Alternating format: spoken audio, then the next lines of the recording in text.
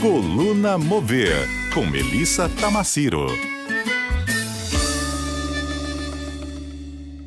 Oi, Mel, bom dia. Bom dia, ouvintes, bom dia, Dani, os meninos aqui da mesa. Eu tô aqui, ó, toda felizinha. Sexta, não é toda sexta, não é por causa da coluna, né, Dani? Encerrando o Jornal CBN Campo Grande são hoje, tantas né, Mel? reflexões filosóficas que o ouvinte não pode ouvir nos bastidores, mas a gente tá aqui para traduzir essas reflexões, São né, tantas Dani? Conexões, né, Mel? E no caso de hoje, a gente vai fazer essa conexão, você vai fazer essa conexão entre inteligência artificial e política? É isso? Isso aí. Eu acho que a gente está aí na esquininha aí de outubro para novembro. Tem muita coisa para refletir. E eu vou começar, na verdade, me distanciando um pouco, pegando um avião e cruzando aí os mares desse mundo para ir lá para a União Europeia. Ô, Dani, tá rolando, né? A gente estava conversando aqui. Tem um comitê, achei até engraçado o nome desse comitê, Comitê de Altos Experts em Inteligência Artificial da União Europeia. Poxa, esse pessoal podia deixar os adjetivos assim de lado um pouquinho? Não ficou meio se achento, assim, ó, Comitê de Altos Experts, mas enfim, vamos lá para a notícia que é importante. Porque esse comitê é um comitê importantíssimo da União Europeia para discutir quais são os rumos, as definições fundamentais que o mundo tem que fazer nos padrões de inteligência artificial. Então, assim, teve no ano passado, 2021, uma porrada de discussão por conta dessa questão do que é dado necessário para trabalhar com a segurança no mundo e o que é dado que ele é individual, o que aquilo é só meu, né? E a União Europeia está tentando se colocar como um passo à frente nessa discussão mundial e dentro do bloco europeu, em especial, a Espanha é o primeiro país, gente, presta atenção nisso, é o primeiro país a implementar a Agência Estatal de Supervisão da Inteligência Artificial. Isso é muito recente, não é do ano passado. Eles lançaram essa deixa, ó, vamos fazer. A gente vai estar à frente nessa corrida. Em março desse ano, por volta do final de março, rolou mais uma discussão e uma comprovação de que eles estavam se movimentando nessa direção. E agora, em setembro, já tinha sido lançado o edital para eles definirem qual seria a cidade que seria a sede da agência estatal da Espanha para a supervisão da inteligência artificial. Pasmem, não é Madrid, eles tiraram Madrid do mapa. Então, tem aí alguma questão estratégica geográfica também com relação à proteção de dados, mas isso ainda não foi definido. Por que eu estou trazendo esse assunto de inteligência artificial neste momento e como que essa coisa toda impacta o nosso dia a dia? Eu vou dar alguns exemplos.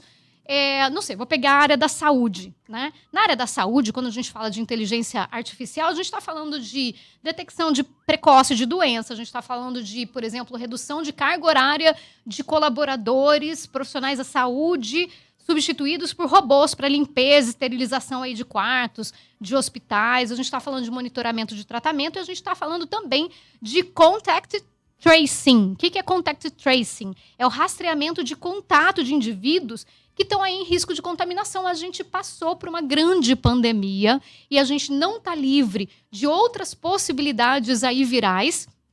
E isso é muito importante. Tipo, qual é a limitação entre a gente falar desse grande Big Brother aí do George Warren, né, em que tudo é observado e observável, e aonde está a minha limitação de segurança dos meus dados pessoais? Só que eu vou dizer uma coisa, Dani, por que trazer isso nesta semana? Trazer isso nessa semana é muito importante, sobretudo num dia depois de um debate aqui regional, né, entre candidatos do governo do estado, porque é chocante como que essa pauta está severamente distante da realidade para os gestores públicos ou os intentos a gestores públicos. Assim, eu fico realmente, né, eu como uma pessoa que fala muito da indústria criativa, a tecnologia, ela é um dos segmentos mais rentáveis e com maior possibilidade de galgar a gente para o futuro, né? Mas a tecnologia não são coisas. A tecnologia são pessoas atrás das coisas e do software e do hardware. E a gente tem que entender que hardware, tipo, sobre o ponto de vista físico, é aquilo que guarda, que seria, tipo, numa analogia, né, o quanto a nossa mente é capaz de guardar as coisas, e o software é aquilo que é etéreo, né? É aquilo que está aí, que está rodando, são os dados, enfim, né? Então, eu fico assim, preocupada, eu diria. Eu adoro, assim, fazer uma coluna super positiva, mas eu fico preocupada como que o debate das questões da hipervigilância, né, cruzadas com essa coisa de que a gente necessita de dados para falar de gestão pública. E aí ontem a gente viu, né, uma questão ali no debate muito pontual sobre quem guarda dados e quem não guarda dados, quem retém isso na cabeça, no hardware humano. Só que a gente tem hardware hoje que ele é ilimitado, que é o tecnológico. A gente, como ser humano, usa a nossa inteligência para cruzar dados e não para guardar e decorar ou ir atrás de uma Barça, né? Tipo, para ir lá e ir atrás de um dado X ou Y. E aqui eu não estou sendo, né, pendendo para nenhum lado e nem outro, porque eu acho que, na verdade, essa discussão ela não entrou em pauta, ela de fato não entrou em pauta, de como para a gente falar de política pública nós precisamos de dados reais, porque muitas das políticas públicas são feitas com dados do IBGE de 2010. Tem dimensão que são 12 anos de atraso em dados e muitas das políticas públicas, sobretudo de segurança, a gente necessita de dados em tempo real. Então eu fico pensando assim, é muito louco a gente não, como cidadão, né? Porque é a nossa obrigação de fazer. Não vamos entrar no vitimismo porque o problema está do lado de cá. Né? Se a gente não está exigindo isso dos candidatos, o problema, de fato, está do lado de cá. Porque a gente, no nosso dia a dia, usa os nossos smartphones, os aplicativos aí de gestão de tempo para as nossas empresas e viabilidade de projetos, entendeu? Mas a gente não exige isso daquilo que é nosso, da nossa casa, entendeu? Eu achei curioso trazer isso para cá.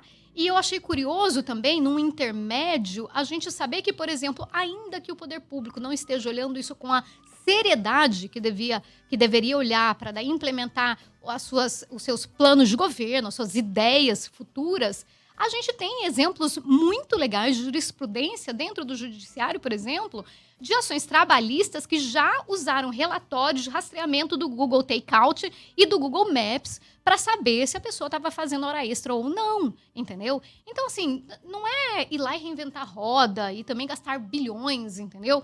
É, na verdade, se valer de dados, de coisas digitais, as quais a gente pode se valer e olhar para isso como as implementações que a gente precisa para que uma secretaria converse com a outra, entendeu? Para que a gente pare de olhar para a política pública somente como fim, como resultado ali, mas olhar como meio. Quais são os meios com dados cruzados entre as ações que elas sim dizem o que é ideal e não o que está na cabeça de cada candidato. O que é ideal passa por dados, entendeu? Então, eu acho legal, por exemplo, a gente também se lembrar que nessa dobrada de mês, nessa virada de mês, a gente tem aí domingo essa questão das eleições que é muito importante, mas a gente tem um fato histórico que a primeira semana de novembro de 2020 foi historicamente marcada pelo maior ataque cibernético do Brasil. Foram mais de 80 ataques nas pastas do Tribunal de Justiça, né, do Superior Tribunal de Justiça, do Ministério da Saúde, do Governo do Distrito Federal, do TSE, entendeu? E saber que se passaram 2 anos e a gente sequer está discutindo isso, entendeu? Mais de 13 milhões de dados nossos, como cidadãos, foram vazados, entendeu? E aí a gente não tem nenhum candidato tratando isso com a seriedade que deveria tratar. Eu vou encerrar para dizer o seguinte. A tecnologia sozinha, ela não funciona se não tiver, sabe, o animalzinho ali, sabe, o ser humaninho ali do outro lado, usando a parte da inteligência humana que cabe a ele, que é olhar para isso como recurso para parar de ficar emperrando, entendeu, processos. E nessa história toda, a base da inovação, ela está dentro de 3 pilares, que é o pilar da proteção, não é o dado pelo dado distribuído por aí, né, a torto e a direito, sem um cuidado, e aí vale, de novo, eu ressaltar sobre esses ataques de 2020, a questão da informação e a questão da segurança que permeia tudo isso. Isso é a base da inovação de uma coisa que é muito nova como palavra, mas não é nova como necessidade, que é a sociotecnopolítica. Você já ouviu falar disso, Dani? Não. Pois esse é o rumo nosso para a gestão pública.